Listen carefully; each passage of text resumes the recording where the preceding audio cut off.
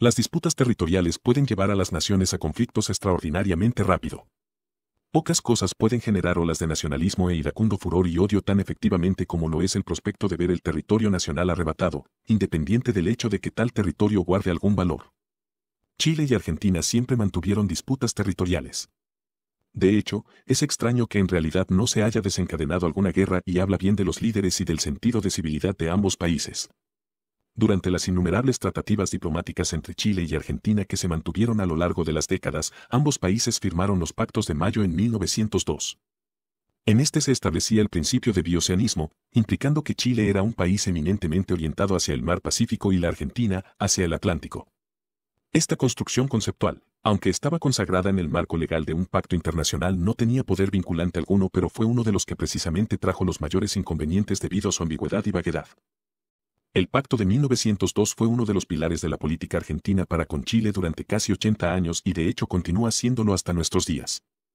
No es inoficioso decir que este pacto incluso estableció el mecanismo de resolución de conflictos en caso de que estos nuevamente se presentaran. Los países establecieron de libre y mutuo acuerdo que la corona británica arbitraría las controversias de derecho internacional que surgieran entre ambos países. El conflicto del Canal Beagle se trató, según David Struthers, no respecto de la posesión de las islas, entre comillas, al sur del Canal Beagle que en virtud del Tratado de 1881 le pertenecían a Chile y cuya interpretación no desconocía Argentina, sino que respecto de lo que se debía entender al referirse al trayecto del canal en sí, al desembocar en el océano. Esto suena contradictorio considerando que, en efecto, el conflicto jurídico diplomático se dio respecto de la posesión de las islas del Canal Beagle, pero permítame el oyente explicarme. La interpretación chilena de los acordados de 1881 y 1902 establecían que las islas quedaban bajo su jurisdicción puesto que en efecto, se encontraban al sur del Canal Beagle ya que estos consideraban la salida del mismo hacia el este. Los argentinos, sin embargo, indicaron que en realidad la salida del canal al océano era hacia el sur contorneando bizarramente la isla Navarino y por tanto, las tres islas pertenecían a Argentina.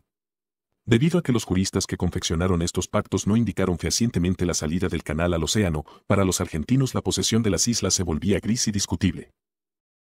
Para entender este afán por estas tres islas al sur del mundo debemos comprender la mente de los argentinos, o por lo menos, la mente de los argentinos que saben del tema. Para estos, el Atlántico tendría que ser su mare nostrum. Aquella exacerbación por establecer preponderancia en el Atlántico se hacía mucho más necesaria considerando la humillante pérdida de las Islas Malvinas ante el Reino Unido respecto de las cuales, cualquier tratativa legal por muy legítima que fuese caía en los sordos oídos de una potencia de primer orden. Antes de la Convención de la Ley del Mar de las Naciones Unidas de 1982, no existía universalmente un principio que indicase cuál era la extensión mínima del territorio desde el cual un Estado podía proyectar las 200 millas náuticas de jurisdicción marítima. Por lo tanto, si la teoría chilena ganaba su jurisdicción marítima hacia el Atlántico se convertía en una realidad, lo cual era inaceptable para los argentinos puesto que aquello interrumpiría una eventual reclamación por territorios árticos, además de que iría contra su inútil y no vinculante escuela de pensamiento de bioceanismo. Por esa razón, las islas Lennox, Picton y Nueva se convirtieron en oro puro. Como las disposiciones de los Pactos de Mayo de 1902 establecían que en caso de conflicto, el arbitrio sería realizado por la corona británica, pronto los estados suramericanos subsumieron su problema a esta para encontrar solución. Luego de deliberaciones que duraron 6 años la Corte llegó a una conclusión. La interpretación de que debía entenderse por salida de la boca del canal era la más natural y obvia. Los jueces concluyeron a través de la sana crítica y las máximas de la experiencia y por lo tanto, concluyeron que si los codificadores originales de los acordados hubiesen querido dar una interpretación tan intrincada y poco intuitiva al límite marítimo lo habrían establecido expresamente.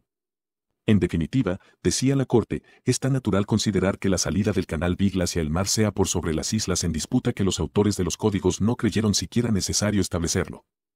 A propósito, la reina Isabel no tenía manera de alterar las conclusiones de los jueces europeos, por lo que la excusa dada para tachar de nulo el laudo era por el propio conflicto con el Reino Unido es risible. Además, los argentinos y chilenos habían acordado el método de solución de conflictos en 1902, época en que el conflicto por las Malvinas existía, por tanto podrían haber buscado otro árbitro que considerasen más imparcial. Cuando el resultado no le gustó a la Argentina, el país lo declaró irremediablemente nulo en 1977. No es afán ofender a los argentinos, pero habrán de reconocer que tal actitud es propia de un niño malcriado y no de un país que se rige por las leyes internacionales. En cualquier caso, estaban gobernados por un gobierno militar y como buen gobierno autoritario necesitaban de un enemigo foráneo. Un conflicto internacional es bastante útil para aglutinar al grueso de la población alrededor del gobierno por muy nefario que éste sea, ya que éste es hábil en adueñarse de la narrativa patriótica y de dotarse de una capacidad semidivina de interpretar el querer del pueblo. En definitiva, los argentinos sintieron su orgullo humillado y descartaron el laudo.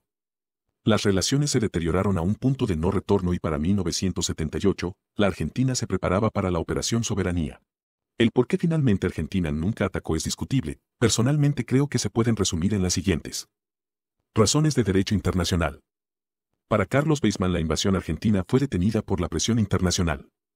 Cosa que habría sido cierta y que no habría tenido algún entendimiento reivindicatorio como si lo podría haber tenido un ataque en Malvinas. En definitiva, Argentina habría sido el agresor y de aquello no habría cabido duda alguna. Los peruanos fueron presentados con el prospecto de unirse a una guerra contra Chile. Dice Jaakko Olsztyn en su libro, The State, or and the State of War que presentados con tal proposición, el canciller peruano José de la Puente Ratbich se denegó indicando que 100 años atrás los peruanos habían ofrecido lo mismo y estos se habían denegado. El peruano le entregó la información al canciller chileno Cubillos. Muy probablemente los peruanos tampoco tenían interés en ser considerados los agresores.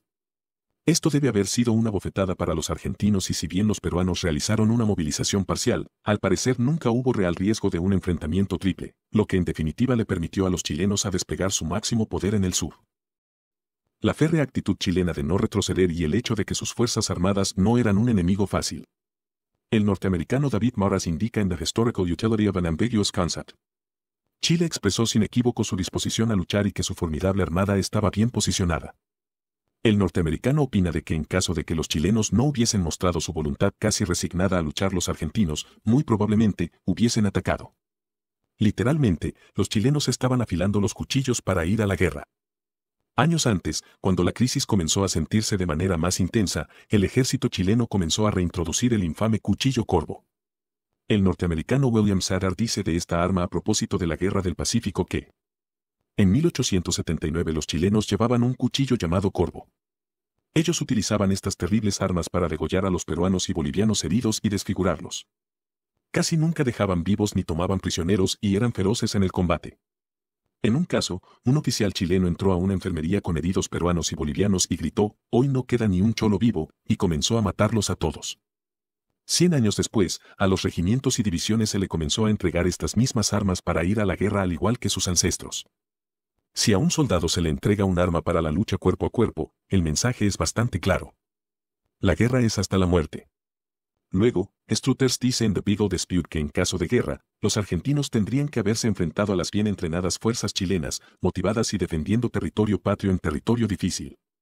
Eso sin contar con los habitantes masculinos de la región que no se alejaron de la zona en conflicto.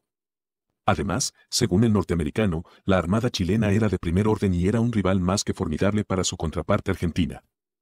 El prospecto de la invasión a Chile habría acarreado severas pérdidas para Argentina en una guerra injusta en que el derecho internacional hubiese respaldado a Chile. Simplemente, el precio para pagar por las islas era demasiado elevado. Muy probablemente, la guerra hubiese terminado en una horrible masacre. A la inversa, para los chilenos el objetivo era mantener la soberanía del Estado, por lo tanto, el precio a pagar en sangre era comparativamente menor. O dicho de otra manera, estaban más dispuestos a pagar más en sangre que los argentinos por razones obvias. Ciertamente, una eventual victoria argentina no podría descartarse de plano, pero las pérdidas hubiesen desequilibrado la eventual ganancia potencial. La ganancia era una proyección jurisdiccional marítima pagada en sangre de miles de soldados argentinos y miles de soldados chilenos. Ante un rival que no daba el brazo a torcer y a sabiendas de que la empresa que se proponía resultaría desastrosa desde todos los puntos de vista, los argentinos y chilenos tuvieron la suerte de que la intervención del Papa se realizara en último momento y al final, la guerra nunca se desencadenó. Los argentinos pudieron excusarse indicando que el Papa había detenido la guerra. Personalmente creo que la Junta Argentina sabía que no tendrían una victoria fácil sobre Chile o de plano perderían, por lo que la intervención del Vaticano literalmente fue un regalo divino para ambas naciones. Por ahora, hasta aquí llega el video. Muchas gracias por detenerse en este canal.